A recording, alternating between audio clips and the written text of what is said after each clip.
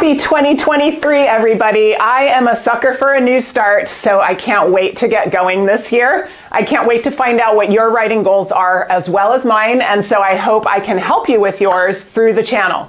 Last week, you might have seen our revisiting of the 2022 writing goals. If not, feel free to check that out later.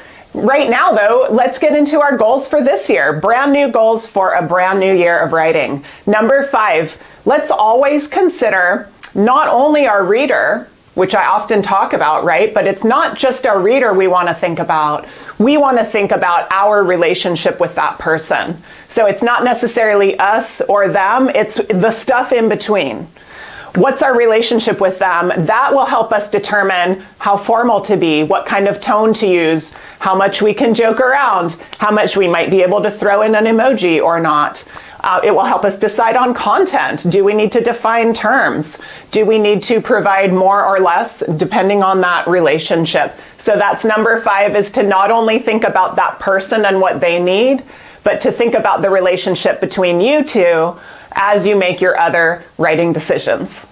All right, goal number 4 has to do with what they call imagining the real. And this is still about our reader. I used to think about my reader reading my message and then hopefully kind of being like, oh, okay, I get it. But now what I'm thinking about is my reader using my message. I'm thinking lately, most of the writing we do is transactional, and it's to help each other take actions. And it's to say, oh, please do this. Okay, I'm going to chime in my part. All right, where are we at? Ooh, here's an update. And so I want to write my message for someone to be able to go, oh, now that I have this, I'm off to do everything I need to do. I have all the information and it's in a form that is usable. All right, goal number 3, something you'll be hearing a lot about from me this year, writing EQ, writing with emotional intelligence. Gone are the days when our writing was merely to inform somebody. Our relationships are happening through writing right now. Thus, goal number 5, right? And so goal number 3 is to keep that in mind, right, with an emotional presence and intelligence, as well as just the information and the intellectual stuff. And the easiest way to do that is by swapping out your verbs. So always check your verbs. Do they have a tone that sounds bossy, condescending, friendly, supportive? I think I gave a different example in the last goals video. So let's say if I wanted to say, please attend my workshop, and then I think, oh, that sounds like I'm treating everyone like a number. Please join my workshop, I would feel like is a little bit warmer.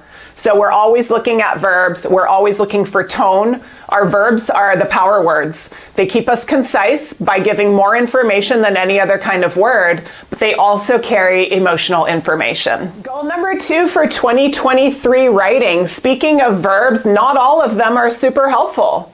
The verb to be is not very helpful. I just used it right there, is. If we say Aaron is, you know, what's coming next? Probably like an adjective or something, like Aaron is tall or whatever. It's descriptive. It doesn't show action. And typically you'll find that the verbs is, are, was, were, and other to be verbs bring clutter. Okay, they bring wordiness. Why is that? Because they don't really mean anything on their own. So if I wanted to say Aaron is a writing teacher, Aaron is a writing teacher, I could have just said Aaron teaches writing. And you would have found out the meaning in verb number 2, Aaron teaches, versus with Aaron is, all you found out about by word number 2 is that I'm ising, and we don't even know what that looks like. So this verb is not very helpful. It also does not set a very helpful tone. So try your best to reduce the use of to be, is, are, was, were, will be, has been, had been, and a few others. I'm not saying to never use it, but if your goal is to be concise and actionable, that verb will not help. Okay, friends, our final goal for the year, and it's something we can work on all year, is authenticity.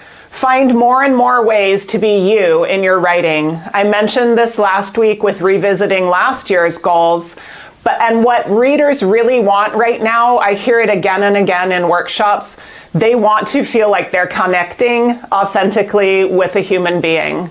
So even as you work on, I need to be concise and reduce to be and all this stuff, to be clear, it's still okay to have your personality in there, and your readers even want that. So what does that look like? I would say you can still write clearly, concisely, put your main point at the top, be meaning forward, be direct, but think about some traits that you have that might find their way into your emails and posts. For me, I think one of my traits is optimism, and when I look at my emails, even though I do my best to keep them concise, not my strong suit, good thing I have all these strategies because I literally need to use them quite often. Even though I try to be concise, I let sort of my optimistic tone sneak in.